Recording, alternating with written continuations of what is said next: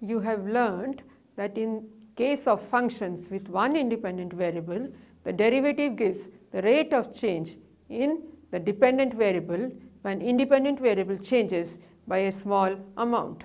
When more variables are involved, they may often vary independently of each other. It is often useful to look at the change in the dependent variable when only one independent variable changes and the others are held constant. Partial derivative measures precisely this change and is denoted by the symbol delta. In this module, you shall be introduced to the concept and interpretation of partial derivative of the first order, partial derivatives of the higher order, various rules governing partial derivatives, in particular the chain rule and the notion of Hessian matrix for multivariate functions. After studying this module, you shall be able to know the concept of partial derivatives and their interpretation. Learn finding the partials of higher order. Identify the changes in dependent variable that have been caused by changes in different independent variables. Evaluate the partial derivatives for multivariate functions. Understand to use the chain rule in finding partial derivatives involving composite functions. Know the concept of Hessian matrix and its relevance. Learn the notion of differential of a function and apply it for finding approximate changes in functions. Now we shall discuss about partial derivatives. Consider the function z is equal to f of x comma y. This function will have two partial derivatives or simply first order partials, one with respect to x and other with respect to y.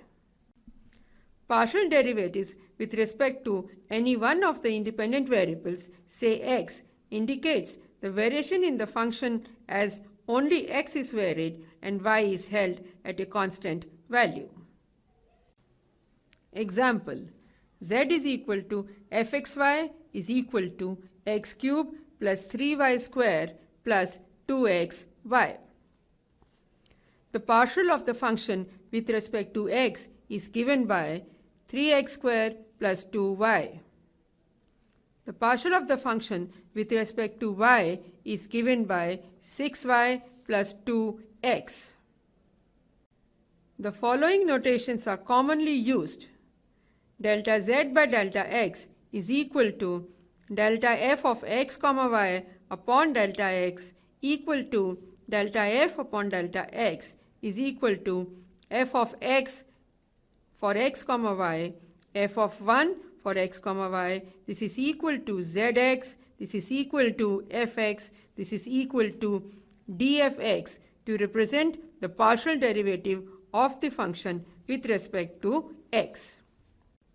And delta z by delta y is equal to delta f of x comma y upon delta y is equal to delta f upon delta y is equal to f of y of x comma y is equal to f of 2 of x comma y is equal to z of y is equal to f of y is equal to dy of f represent the partial derivative of the function with respect to y. A formal definition of partial derivative can be written just as in case of an ordinary derivative as f of x comma y is equal to limit of f of x plus h comma y minus f of x comma y upon h as h tends to 0 and f of y of x comma y is equal to limit of f of x comma y plus h minus f of x comma y upon h as h tends to 0. The definitions above show that in each case one variable changes while the other remains constant. First order partial derivatives can thus be differentiated again with respect to both variables. Delta z by delta x when partially differentiated with respect to x and y gives delta square z by delta x square and delta square z by delta x delta y respectively. Similarly, when partially differentiated with respect to x and y gives delta square z by delta x delta y respectively, delta square z and by delta y square respectively.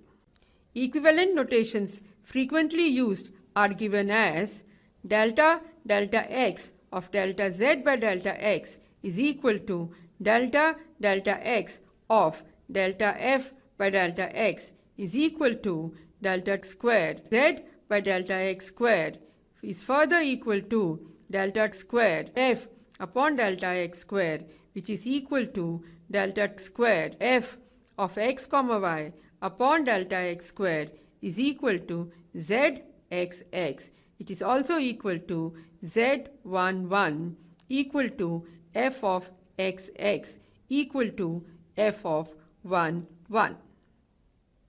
Similarly, delta upon delta y of delta z by delta x is equal to delta upon delta y of delta f by delta x is equal to delta square z upon delta y delta x is equal to delta square f upon delta y delta x is equal to delta square f x comma y upon delta y delta x is equal to zxy is equal to z of 1 2 is equal to f of xy is equal to f of 1 2. Delta delta x of delta z upon delta x is equal to delta delta x of delta f upon delta x is equal to delta square z upon delta x delta y is equal to delta square f upon delta x delta y is equal to delta square f of x comma y upon delta x delta y is equal to z of yx is equal to z of 2 1 is equal to f of yx is equal to f of 2 1. And delta by delta y of delta z by delta x is equal to delta by delta y of delta f by delta x, which is equal to delta square z upon delta y square is equal to delta square f upon delta y square is equal to delta square f of x comma y upon delta y square is equal to zyy is equal to z22 is equal to f of yy is equal to f of 2 2. According to the Young's theorem, cross partial derivatives of the same order are equal provided they are continuous and involve same number of differentiations with respect to each variable. Here is an example of Young's theorem, that is delta 5z upon delta y cube delta x square is equal to delta 5z upon delta x square is equal to delta 5z upon delta y delta x square delta y square is further equal to delta 5z upon delta x delta y cube delta x and so on. In each of these partials, a given function is differentiated 5 times, thrice with respect to y and twice with respect to x. The order of the differentiation is immaterial. Recall that an ordinary derivative dy by dx at a given point on the function y is equal to fx represents the slope of the curve at that point or the slope of the tangent line at that point. A positive derivative indicates a positive slope of the curve, while a negative one indicates that the slope is negative for the curve. Sign of second derivative tells whether the slope of the curve is increasing or decreasing at the point in question. Given the function z is equal to fx comma y, the signs of various partial derivatives can be similarly interpreted. The adjoining figure 1 illustrates the partial with respect to x, delta z by delta x measures the slope of the tangent line Lx to the vertical plane sections of the surface in the direction of x-axis. Similarly, delta z delta upon delta y measures the slope of the tangent line to the vertical plane sections in the direction of y-axis. If at x is equal to x naught and y is equal to y naught kept constant, delta z by delta x is greater than 0, this implies that the value of the function increases and the surface rises in the direction parallel to x-axis as x increases, while y is kept constant. A negative sign of partial implies a fall in the value of the function and the associated surface in the same direction. If delta z by delta x is equal to 0, it implies that the surface is neither falling nor rising at x is equal to x naught. Figure 1 shows that the surface falls when x increases or decreases from x equal to x naught. This is indicative of delta z by delta x at x equal to x naught is 0. The interpretations for delta z upon delta y are similar but in the direction parallel to y-axis. If delta square z upon delta x square is greater than 0, then the function changes at an increasing rate as x increases from the given point, and the surface is convex from below in the direction of x-axis. If delta square z by delta x square is less than 0, then the function changes at a decreasing rate as x increases from the given point and the surface is concave from below in the direction of x-axis. This interpretation for delta square z by delta y square are similar but in the direction of y-axis. Now we will discuss partial derivatives with many variables. The concept of partial derivatives can be extended to case of any number of variables. Let z be a function of n variables, that is, z is equal to f of x1, x2 up to xn.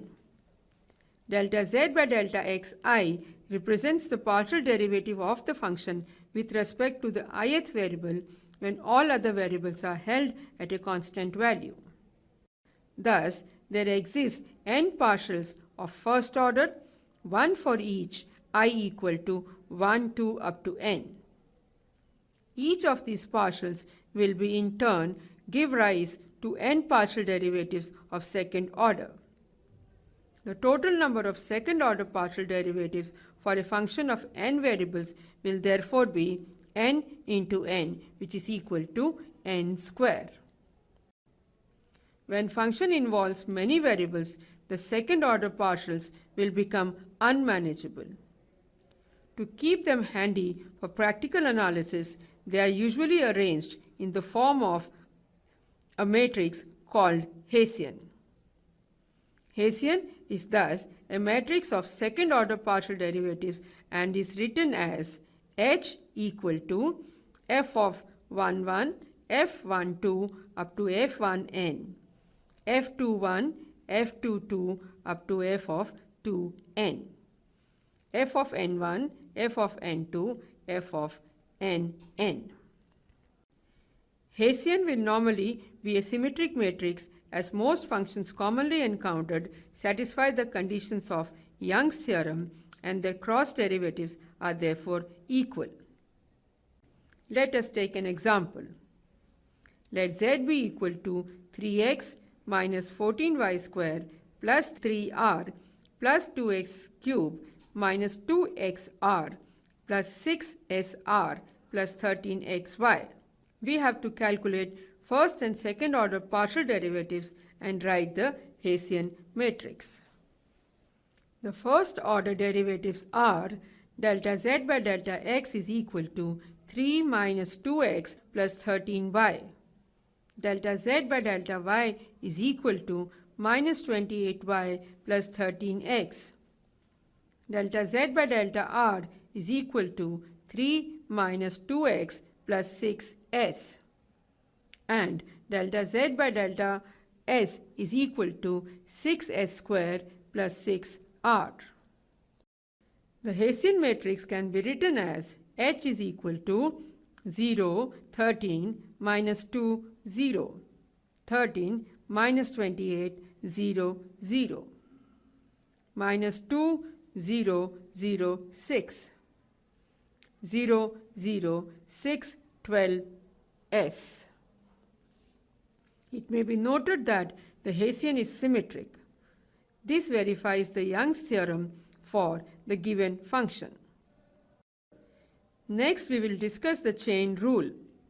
Given z is equal to f of xy and x is equal to f of t, y is equal to gt.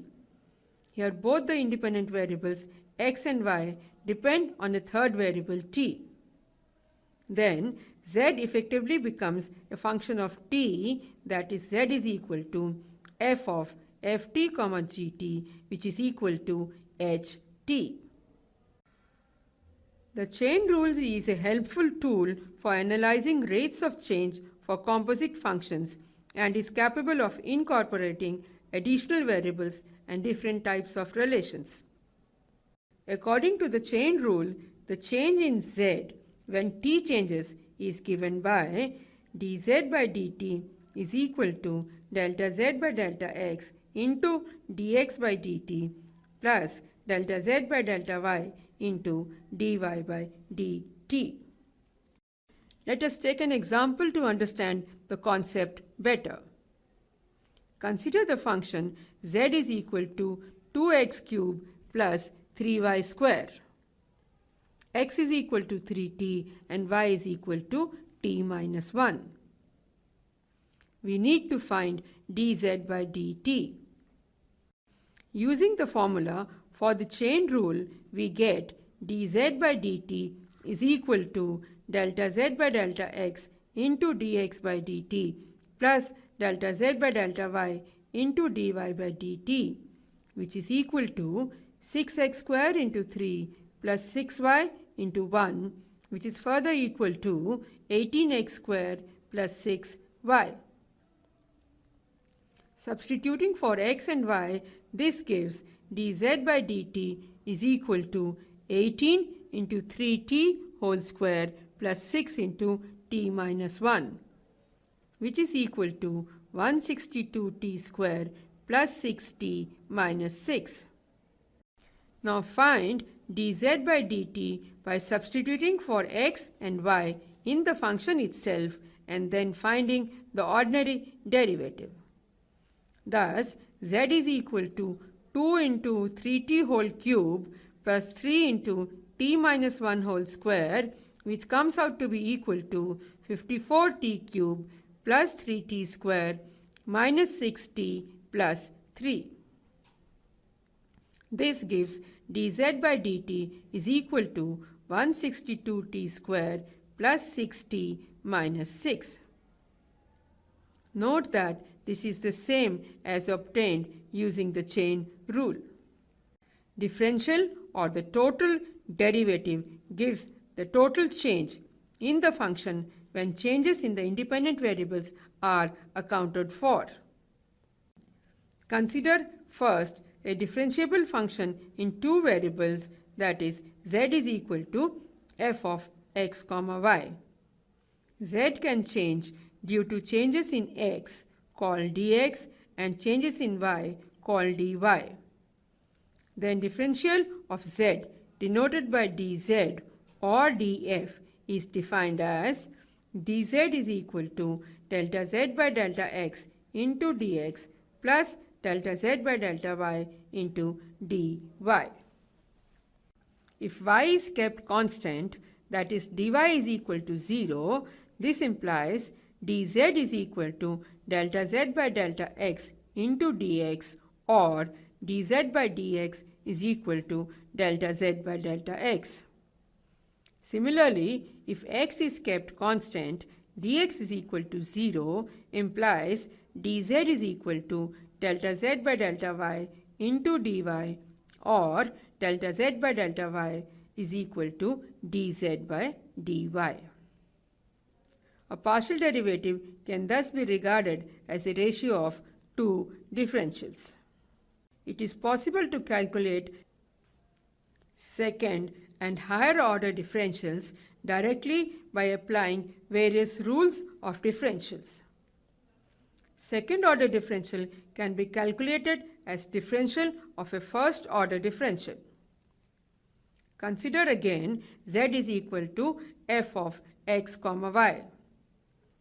dz is equal to delta z by delta x into dx plus delta z by delta y into dy. Second order differential dt square z, which is equal to d of dz. While finding differential of dz, it is to be remembered that the terms delta z by delta x and delta z by delta y are both functions of x and y. Thus, d square z equal to d of dz is equal to d of delta z by delta x into dx plus delta z by delta y into dy. On further differentiating, we get d2z equal to delta by delta x of delta z by delta x into dx plus delta z by delta y into dy whole multiplied by dx plus delta of delta y of delta z by delta x into dx plus delta z by delta y into dy whole multiplied by dy, which is further equal to delta square z upon delta x square into dx square plus delta square z upon delta x delta y into dy by dx plus delta square z upon delta y delta x into dx dy plus delta square z upon delta y square into dy square. Applying Young's theorem, d square z is equal to delta square z upon delta x square into dx square plus 2 into delta square z upon delta x delta y into dx dy plus delta square z upon delta y square into dy square. In simpler notations, d square z is equal to zxx into dx square plus 2zxy into dx dy plus z of yy into dy square. When x and y change by a small amount, say dx and dy respectively, the actual change in the value of the function is given by delta z is equal to f of x plus dx comma y plus dy minus f of x comma y. It can be shown with the help of mean value theorem that if dx and dy are very small, then the differential of z, that is dz, is equal to delta z. This implies f of x plus dx comma y plus dy is equal to dz plus f of x comma y. This formula can be used to find the change in the value of a function when x and y change by small amounts. Let us take an example.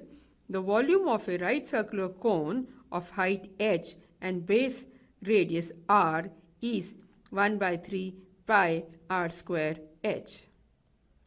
If r is estimated with an error a and h is estimated with an error b, then show that error in the estimate of volume is given by 1 by 3 pi r multiplied by 2ha plus rb.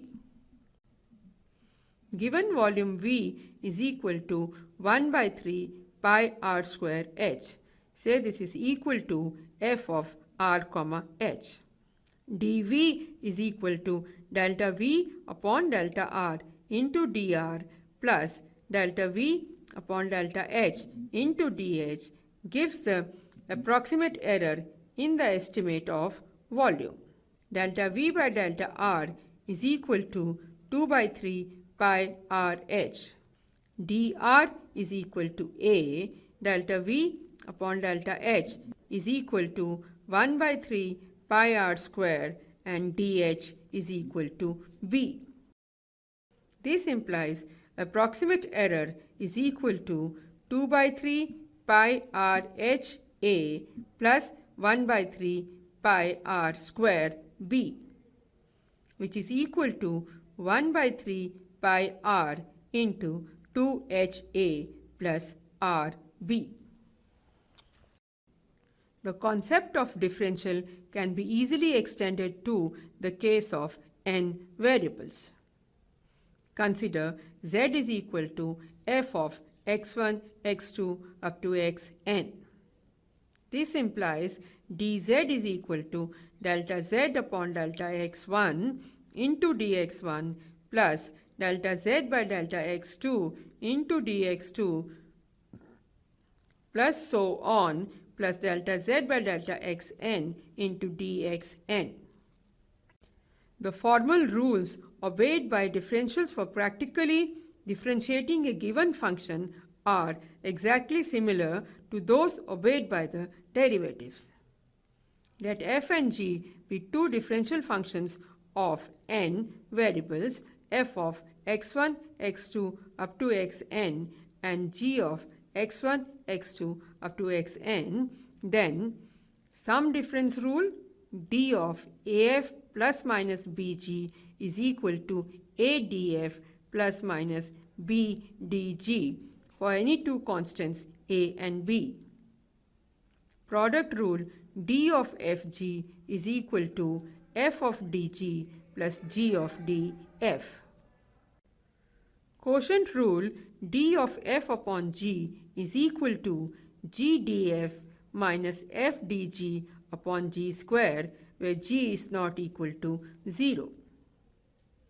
Chain rule dg of f of x comma y is equal to g dash f of x comma y into df.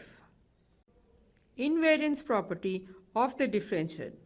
The differential remains the same when the independent variables are free variables or are themselves functions of other variables. That is, if z is equal to f of x comma y, x is equal to f of tw and y is equal to g of tw, this implies z is equal to f of tw comma g of tw, which is equal to h of tw. Then dz is equal to delta z by delta t into dt plus delta z by delta w into dw, which is equal to delta z by delta x into dx plus delta z by delta y into dy. The above can be easily established by finding the partials of z with respect to t and w and using chain rule, substituting them in the expression for dz. Let us summarize what we have learnt in this module. Partial derivative with respect to any of the independent variables, say x, indicates the variation in the function as only x is varied and y is held constant. Each of the first order partial derivatives will in general be functions of both the variables x and y. This can thus be differentiated again with respect to both variables to get the second order partials. Hessian is a matrix of second order partial derivatives. Young's theorem, which says delta 2z upon delta y delta x is equal to delta 2z upon delta y delta x in case of cross partial derivatives of second or higher order, the order of differentiation is immaterial. Delta z by delta x measures the slope of the tangent line to the vertical plane sections of the surface in direction of x axis. Delta z by delta y measures the slope of the tangent line to the vertical plane sections in the direction of y-axis. The second order partials tell about the curvature of the relevant plane sections of the surface. The concept of partial derivatives can be easily extended to case of any number of variables. The partial derivatives obey the standard rules of differentiation, that is, the sum rule, the difference rule, the product rule, and the quotient rule. The chain rule is modified to incorporate more variables. Given z is equal to f of xy, where x is a function of t, that is x is ft, and y is equal to gt, then it says dz by dt is equal to delta z by delta x multiplied by dx by dt plus delta z by delta y multiplied by dy by dt. This can further be modified to incorporate more variables and complexities. The differential of a function z is equal to fxy is defined as dz is equal to fx dx plus fy dy. It gives the total change in z when change in all independent variables is simultaneously considered and obeys the standard rules of finding derivatives. If dx and dy are very small, then dz is equal to delta z is equal to f of x plus dx, comma y plus dy minus f of x comma y, that is f of x plus dx comma y plus dy is approximately equal to dz plus f of x comma y.